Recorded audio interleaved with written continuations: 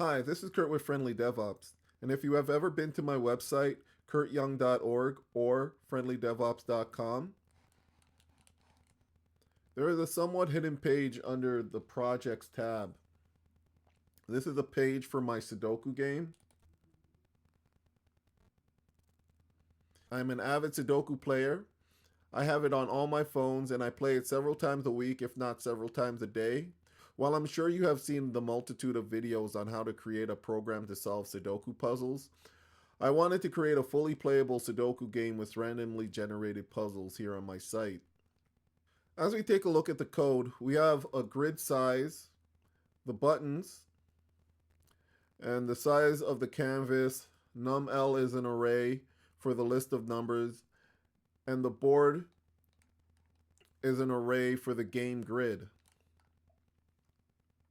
Below that, here we have a class constructor. It will create an object with a position for the tile, the value for which the tile holds, whether or not the tile is visible, an input block with a max length of 1, and the input has an event listener set up to only allow for numbers between 1 to 9 to be accepted. For the sake of brevity, I will stop here. Jumping further down in the code, let's go to the start game function where the magic really begins.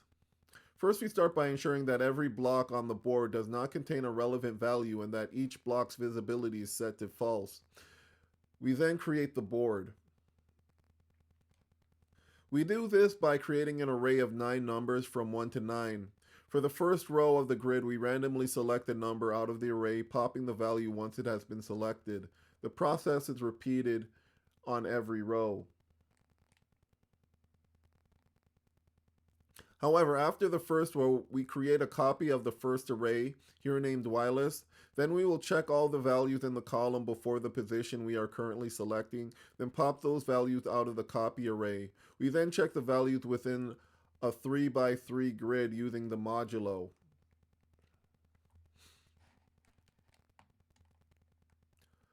Modulo 3 of 0 is 0, modulo 3 of 1 is 1, modulo 3 of 2 is 2, and modulo 3 of 3 is 0.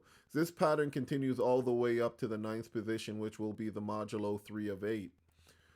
We then take the negative of those values and increment them by 1 every cycle. This will allow us in position 0 to go from position 0 to 2, in position 1 to go from position 0 to 2, in position 2 to go from position 0 to 2, and from position 3 to go from position 3 to 5, and so on and so forth for all the other positions in the grid. We pop the values from the second array should we find any. This might be inefficient as we check all the contents of each 3x3 grid for the blocks that are within them. Maybe one of the viewers out there can offer me some way of optimizing this portion of the code. After this point, we check to see if the second array has any elements left within it. If not, we clear all the blocks in the row of their assigned values and we start the row over again. Should the row fail to be completed 10 or more times, the entire grid will be purged and the grid will be started again. This is necessary because it is possible for the grid to be organized in a way where it cannot be completed, which will lead to the page hanging and becoming unresponsive. Once we have our grid, it is time to reveal a portion of it so that the rest can be solved.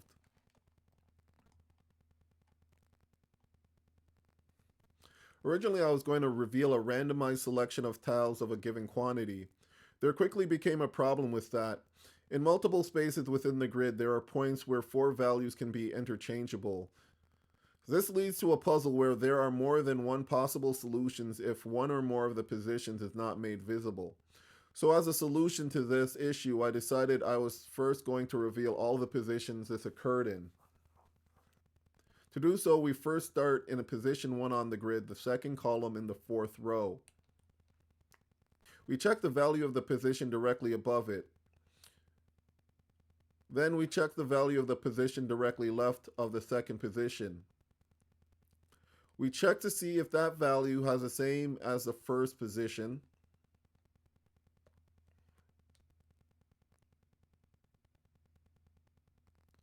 If it is, then we check to see if the value in the block in the row of the first position and the column of the third position is the same as the second value. If it is, we can say that the values of these positions are interchangeable, so to ensure that the player is provided with a puzzle with only one possible solution, we set all 4 blocks visibility to true.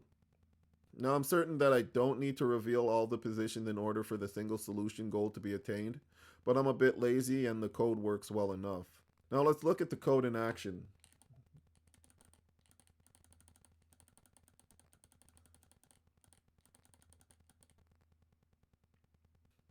Because of the way that the code reveal works, each puzzle will have a different number of tiles that are visible and a different level of difficulty for each puzzle. So there you go, a fully working Sudoku game. If any of you out there are interested, give it a try. The link is in the description. If you enjoyed the video, be sure to leave a like. And if you want to see more videos like this, don't hesitate to subscribe. Until the next time, take care.